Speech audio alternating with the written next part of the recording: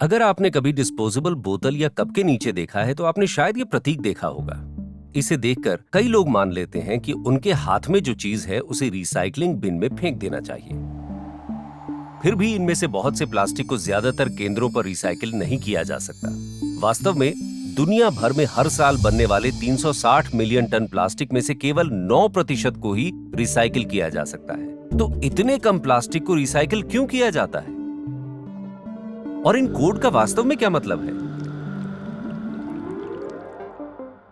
हमारी रिसाइकलिंग समस्या उत्पादन से शुरू होती है। लगभग 18% प्लास्टिक थर्मोसेटिंग पॉलीमर से बने होते हैं, जो क्योरिंग के माध्यम से स्थिरता प्राप्त करते हैं। ये प्रक्रिया सामग्री को क्रॉसलिंक करके कठोर बनाती है।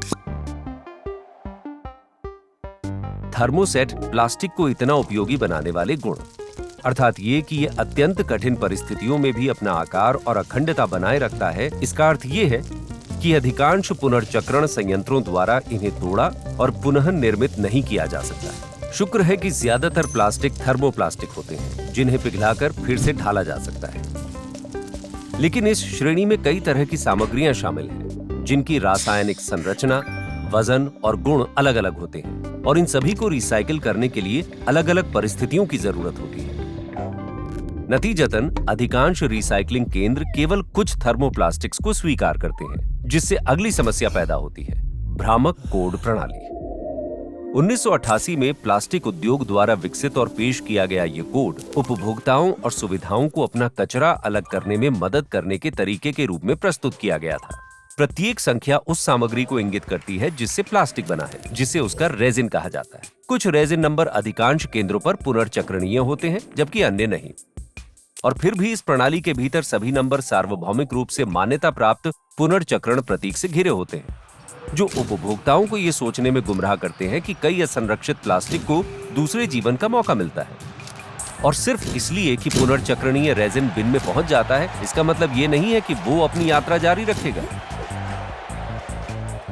प्लास्टिक में अक्सर कई रेजिन होते हैं। उन्हें रंगों और योजकों के साथ मिलाया जाता है, या उन्हें हटाने में मुश्किल स्टिकर और लेबल चिपकाए जाते हैं, जिसके कारण उन्हें भस्मक या कूड़ेदान में वापस भेजा जा सकता है। संक्षेप में, कई कंपनियां पैकेजिंग को पुनर्प्राप्ति को ध्यान में रखकर डिजाइन नहीं करती हैं। उत्तम परिस्थितियों में भी प्लास्टिक रेजिन को केवल कुछ ही बार पिघलाया और पुनः ढाला जा सकता है, क्योंकि प्रत्येक उपयोग के साथ उनके पॉलीमर का क्षरण होता रहता है। अगर इन सभी मुद्दों की वजह से आपको ऐसा लगता है कि प्लास्टिक को रिसाइकिल करना संभव नहीं है, तो आप ऐसा करने वाले पहले व्यक्ति नहीं हैं। ये सच्चाई प्लास्टिक उद्योग को 1970 के दशक में ही पता चल गई थी। इस बात पर संदेह के बावजूद कि व्यापक पुनर्चक्रण कभी भी आर्थिक रूप से व्यवहार्य होगा, उद्योग ने विज्ञापन अभियान में लाखों डॉलर खर्च कर दिए। अमेरिका के भीतर प्लास्टिक उद्योग ने चुपचाप राज्य सरकारों की पैरवी की, जिससे बहुमत ने ऐसे कानूनों को अपनाया जिनके लिए प्लास्टिक पर भ्रमित करने वाले रेजिन कोड की आवश्यकता होती है। और इसके साथ ही बढ़ती प्लास्टिक अपशिष्ट समस्या को ठीक करने का बोझ उद्योग से उपभोक्ता पर डाल दिया गया।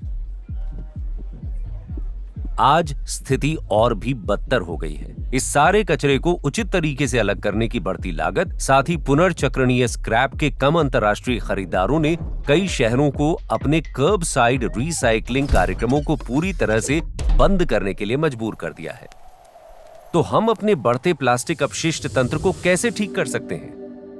यह स्पष्ट है कि हमें अपने द्वारा उपभोग किए जाने वाले प्लास्टिक को कम करना होगा। हमारा 1/4 से अधिक प्लास्टिक कचरा पैकेजिंग सामग्री से आता है। कई निर्माताओं ने सही दिशा में कदम उठाए हैं। अनावश्यक प्लास्टिक फिल्मों को चरणबद्ध तरीके से हटा दिया गया है और प्लास्टिक के टबों और ट्यूबों को अधिक आसानी से पुनर्चक्रण योग्य सामग्री या खाद्य विकल्पों के साथ बदल दिया है।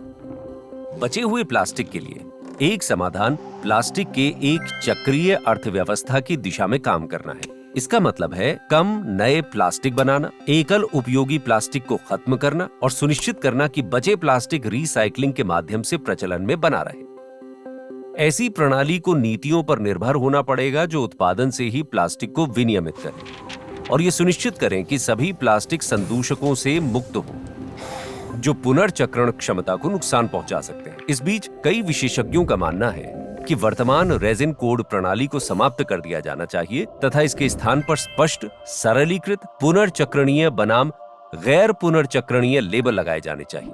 ये प्रणाली उपभोक्ताओं को कचरा छांटने में मदद करेगी और उन्हें खरीदारी में समझदारी से निर्णय लेने में सक्षम बनाएगी, जिससे निर्माताओं पर पुनर्चक्रण योग्य भविष्य सुनिश्चित करने का दबाव बढ़ेगा।